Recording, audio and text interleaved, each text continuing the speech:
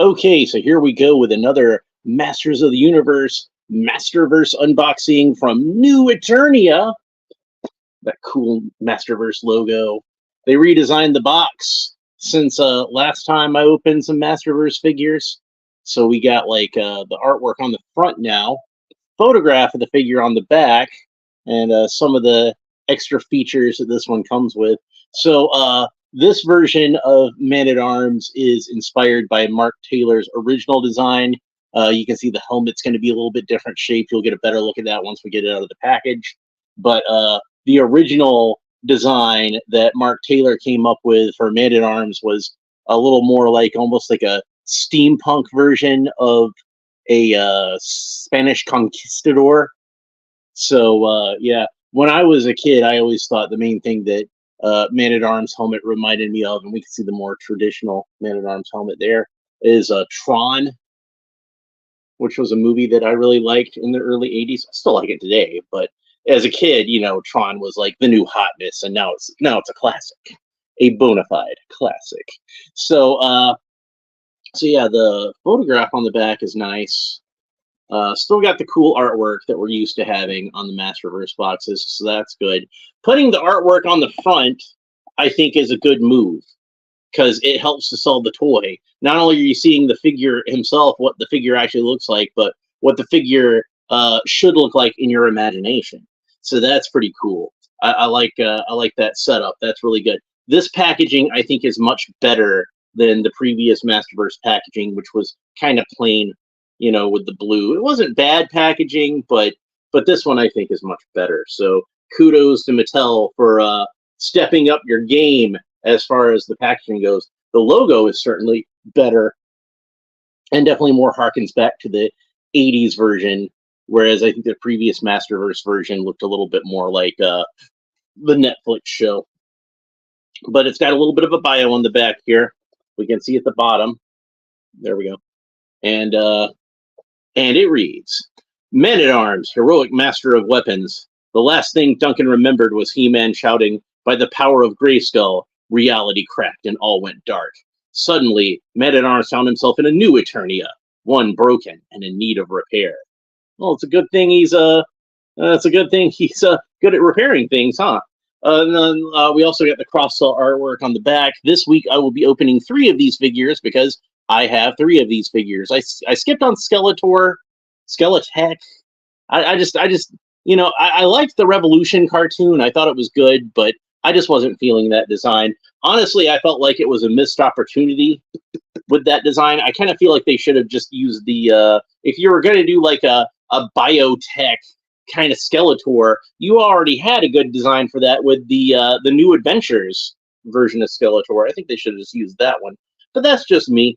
Let's go ahead and open them up. So we got some tape at the bottom, at the back of the package, and one piece here at the side of the package, and a third piece on the other side of the package, and it's having a hard time cutting into that one. There we go. Just want it from the other side. All right. There we go. And we can go ahead and get Duncan out of his plastic prison. And then we can see that the inside of the package is, you know, kind of plain blue. Not a whole lot to talk about there. But over here on the side, we got some instructions for the figure. And he's got extra head, extra hands, extra parts for his mace. So we can swap out the parts for his mace, and it looks like the mace claps to the back of his armor as well. So we can go over all that. Nice of them to put some instructions on there. Sometimes I just got to figure all this stuff out for myself. But where are the extra parts? Oh, I bet they're in here. Voila. And a little paper envelope, Hasbro style, or at least what used to be Hasbro style. So here is an extra head, an extra clean-shaven head, and it seems to have that same sort of tight-fitting Buzz Lightyear THX 1138 kind of cowl, like a Mercury astronaut. And then the extra helmet. So this is good. This is good. That way we can swap out the heads and the helmets and have whatever head on whatever helmet we want to have, and that's pretty neat. There's nothing else in there. Where's the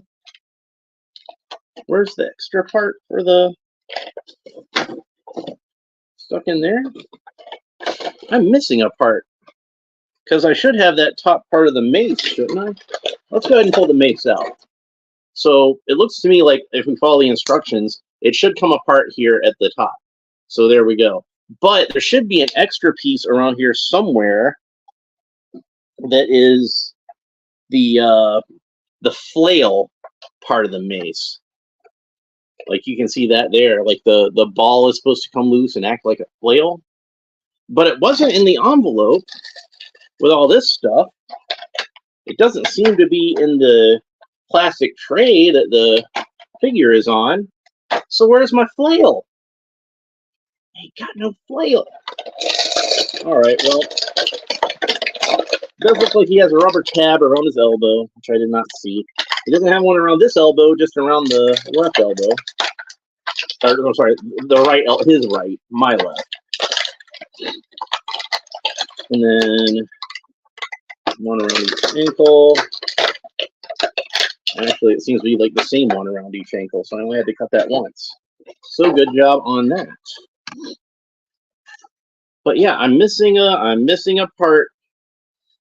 It's definitely not wedged in there anywhere. So that means I guess I'll have to call Mattel customer service and be like, yo, where's my flail? Because I just did a whole video where I unboxed this thing on YouTube talking about your toy, and I had to tell everybody that it was missing the flail. Very embarrassing. Egg on your face. I don't like egg on my face. Not a glob! Alright, so we're going to put the innards back in there, the package innards, and we'll have a look at Man-at-Arms himself. Now, the original design, like I said, was supposed to be kind of like a sort of steampunk conquistador, and we can see that this helmet has a little bit more of that conquistador type shape, but we can take the helmet off. So you can put the more traditional Man-at-Arms helmet onto him if you like. And there he is with the mustache and the more traditional helmet. And if you want to go for like a look more accurate to the original toy, we can just swap out the head and put this clean shaven head on there. There we go. And then we can put the put that helmet on there. There we go. All right. So I like to think of the clean-shaven Duncan as being the one from the mini comics. And I like to think of the mustache one as being the one from the Filmation cartoon. Whether it's designed to look like the mini comics or the Filmation cartoon or not, that's how I interpret it. So it's good for me to have both. So I can have the same character at two different points in the timeline. Because for me, the mini comics take place before. That's the generation before the Filmation cartoon. So it's cool to have that. Now he does have these two solid fists. I'm not going to bother to put them in, but there's a good look at them so you can see them. And since we haven't done it yet, let's go ahead and put the Mark Taylor helmet onto the clean-shaven head. And there's what that looks like. So you can get a few good different looks out of this guy. I think I'm going to, for now, put the mustache head back onto him and the toy accurate helmet. And that should give those of you who are fans of the Filmation cartoon a little bit more of a familiar Man-at-Arms.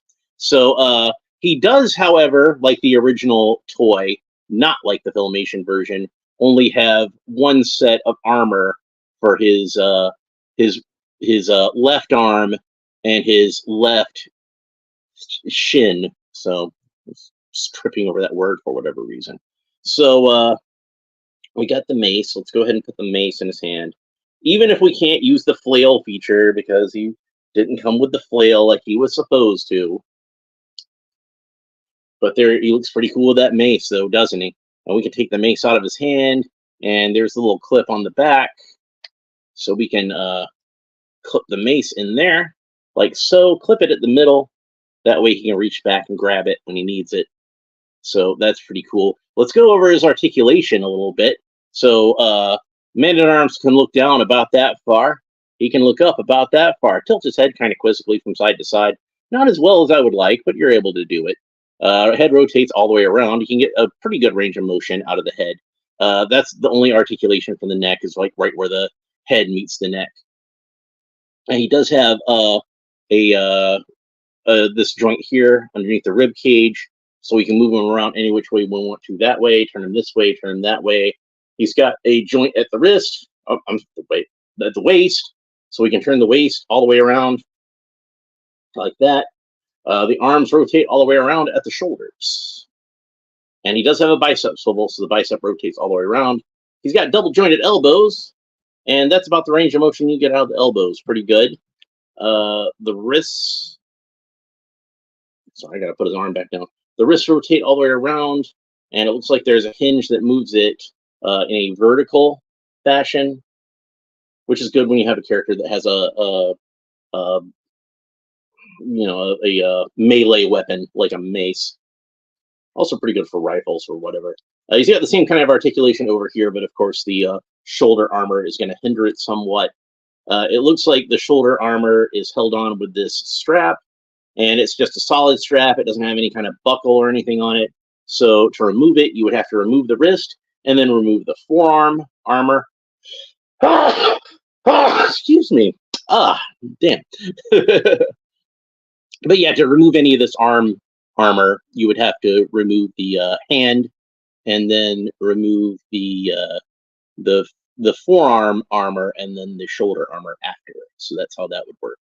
And likewise, it looks like the shin armor is actually just like one solid piece with the boot. So it is non-removable. It appears to me to be non-removable. Anyway, I could be mistaken, but that's what it looks like. Now, a couple of liberties, I would say, were taken with this version of Man-at-Arms versus the original toy or the cartoon or any other version that I've seen. Is for one thing, we can see that the green is a much more sort of olive drab color than what we're used to seeing. I think of the green that's used on Man-at-Arms traditionally as being like the color of frozen English peas, like that sort of color. This is more like canned English peas. So it's still green.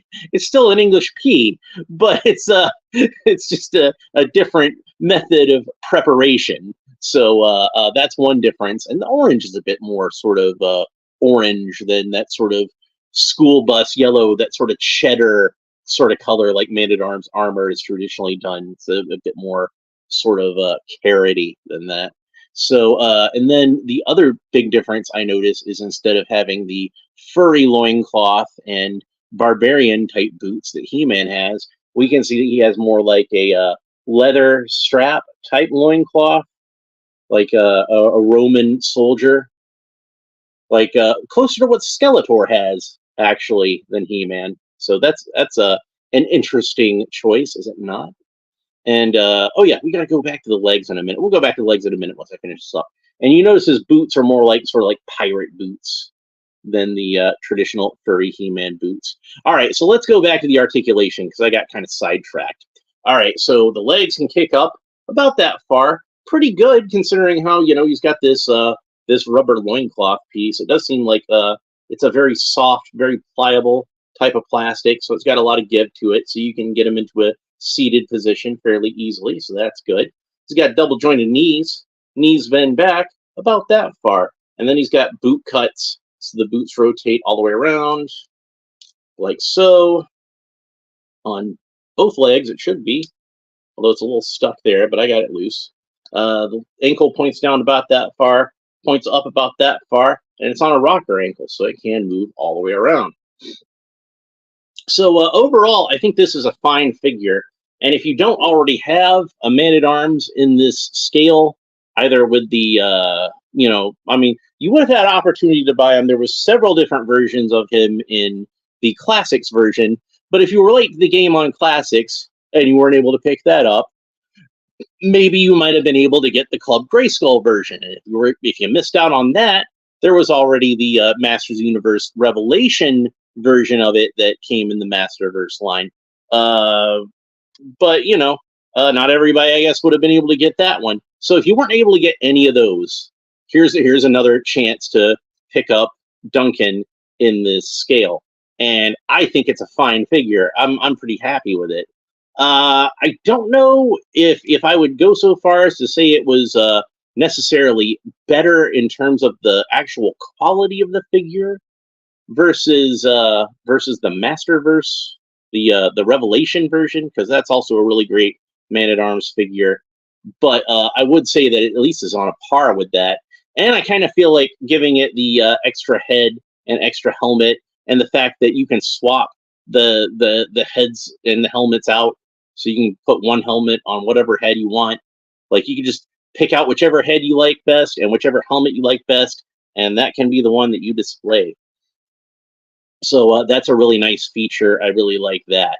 I think I'm going to leave him with the mustache head on. I'm not really the type of guy who has and I think most people probably prefer the mustache look because, in the Filmation cartoon, of course, he had a mustache. And this knee is really loose, by the way. I want to point that out. So probably just like my copy of it. Hopefully, like your if you pick this figure up, hopefully yours won't have that problem. Hopefully it's just unique to mine. But I think most people probably prefer him to have the mustache because the Filmation cartoon, he had a mustache. The live action movie, he had a mustache. The 2000X cartoon, he had pretty much every media that you see Man-at-Arms in, except for some of the early comic books, he'll be clean shaven. But most of the time they give him a mustache.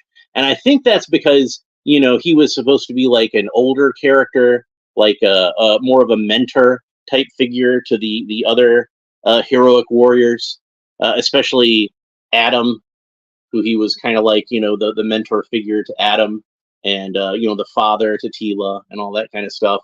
So putting the mustache on there in a cartoon is a good code for saying this is an older guy than the clean shaven He-Man, for example. So I think that's why they probably chose to have the mustache on there in the first place. But if you want him to look like the original toy, well, you do have a clean shaven head. And if you want him to look like the Mark Taylor original sketch, you've got this other helmet you can put onto him. So that's really cool. Whatever you want to do with them, you can set them up however you want. That's the great thing about this figure. So I think that's pretty much it for this episode.